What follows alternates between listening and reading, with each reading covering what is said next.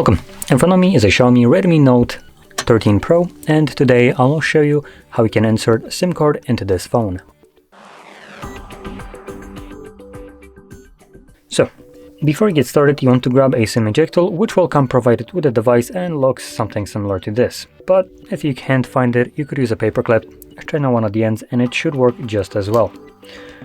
Now once you have either one of those, you can then pop out the tray. Now you do need to take off a case if you have one on, as the tray is located at the bottom of the phone. Once you find the insert area, push the pin in, and you can see that the tray will pop out enough for you to be able to grab it and pull it out.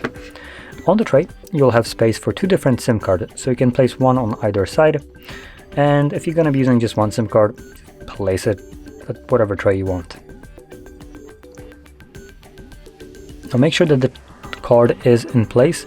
It's supposed to be sitting on the tray flush, and if you flip it over, it shouldn't be falling out. Anyway, from there, pop it back into your device, and the card should start working right away. Oh, there we go. So that unlocks my SIM card, and that's it. So, if you found this video helpful, don't forget to hit like, subscribe, and thanks for watching.